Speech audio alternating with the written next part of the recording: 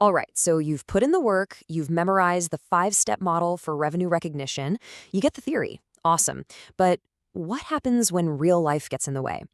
Contracts with weird warranties, performance bonuses, all that messy stuff. Well, that's exactly what we're going to dig into today. Okay, here's our game plan. We'll start by going beyond the basics. Then we'll get into the nitty-gritty of figuring out exactly what you're promising a customer. Next up, we'll talk about what to do when the price tag isn't set in stone. We'll also figure out whose revenue it actually is. Are you the principal or the agent? And to wrap it all up, we'll assemble your very own revenue recognition toolkit. All right, let's kick things off with Section 1, Beyond the Basics of Revenue. Look, you know the theory. Now it's time to get into the practice. Because the five-step model, that's just our starting point. The real challenge, the real art of accounting, is navigating all those tricky exceptions and gray areas you run into out in the wild. So take a look here. On the left, you've got the 5 steps you know and love. Super clean, super straightforward. But then, look at the right. That column of special issues, that's reality. That's where things get complicated, and these issues can pop up at almost any step. We're going to zero in on some of the biggest troublemakers from that list today. Okay, Section 2. This one is all about asking a fundamental question.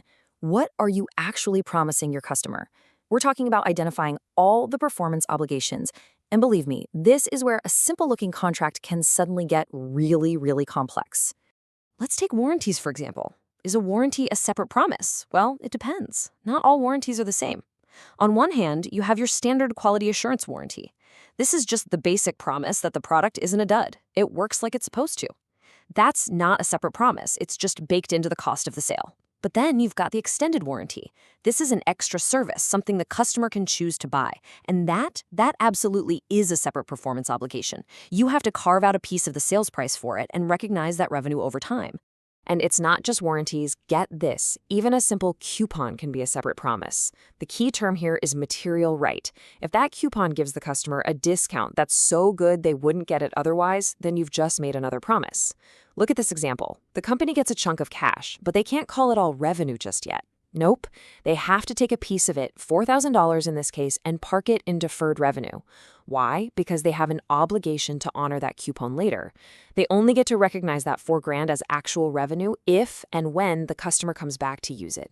All right, moving on to our third big challenge. What do you do when the price isn't fixed? When part of what you'll get paid depends on something happening down the road? This, my friends, is called variable consideration, and it's a massive deal in accounting. So let's define our terms. Variable consideration is the portion of a transaction price that depends on the outcome of future events. Right, what does that actually mean? Think about performance bonuses, rebates, royalties, any part of the price that's up in the air. A construction company might get a huge bonus if they finish a building early. A software company might get royalties based on future sales. You can't just ignore this uncertainty. You have to estimate it from day one. So how on earth do you do that? Well, you have to estimate it, and thankfully, the rules give you 2 ways to do it. Think of it as a fork in the road. If your contract has a whole bunch of possible outcomes, you use the expected value method. You basically calculate a probability-weighted average of all the possibilities. But if the contract is simpler, like there are really only 2 outcomes, a classic yes or no situation, you can use the most likely amount method. You just pick the single outcome you think is most likely to happen. For example, you either get the bonus or you don't. Easy enough, right? Let's make this real. Check out TrueTech. They've got a contract with a $300,000 fixed fee. Solid. But there's also a potential bonus of $180,000 on the table. They figure there's a pretty good 75% chance they'll get it. So, which method do they use? Well, there are only 2 outcomes here. They get the bonus or they don't. That means they'll use the most likely amount method. Since getting the bonus is the most likely scenario, they add it to the fixed fee. Boom. The total transaction price they'll book from the start is $480,000.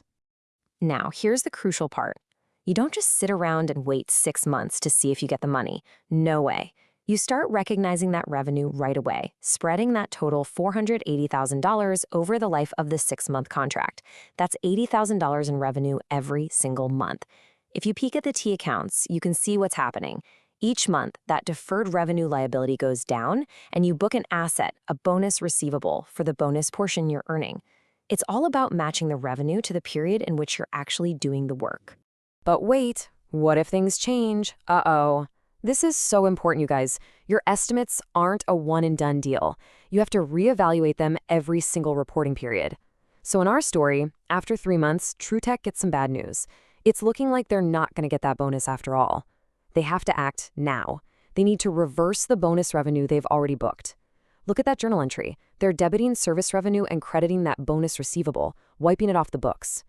And yeah, that's a direct $90,000 hit to their income statement for that period. Ouch. Okay, let's tackle our last big gray area. This one is all about an identity crisis. Are you the star of the show or just a supporting actor?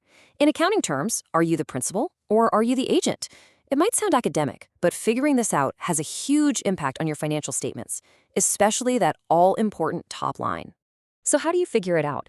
It all boils down to one critical word: control. Who has control of the good or service before it reaches the final customer? This table gives you the clues. Ask yourself, am I the one in control? Am I the one primarily responsible for making sure the customer gets what they ordered? Do I hold the inventory risk? Meaning, if it doesn't sell, is it my problem? Can I set the price? If you're nodding your head yes to these, congratulations, you're the principal. If you're shaking your head no, then you're probably the agent. And here is exactly why this matters so much. Just look at the difference this makes on the income statement. Prinko, who is the principal, gets to report the full sale, $290 as revenue. But Agent Co., the agent, can only report its commission, just $50. Now, look closely. The gross profit is the exact same for both of them, $50. But the top line revenue, it's worlds apart. And why does that top line matter? Because for investors, for analysts, especially for a fast-growing company, that revenue number is everything. It can literally change the entire valuation of the company. Whew, we've waded through some pretty tricky waters, right? We've talked about warranties, variable pricing, and who's who in a sale. So now, let's put it all together.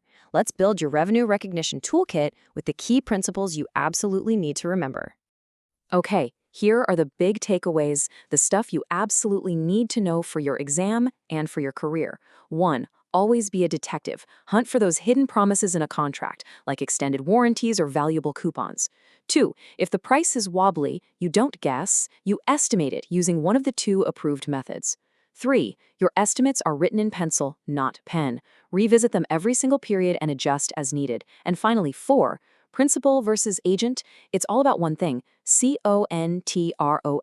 Who has it before the customer gets the goods? So I want to leave you with a question to chew on.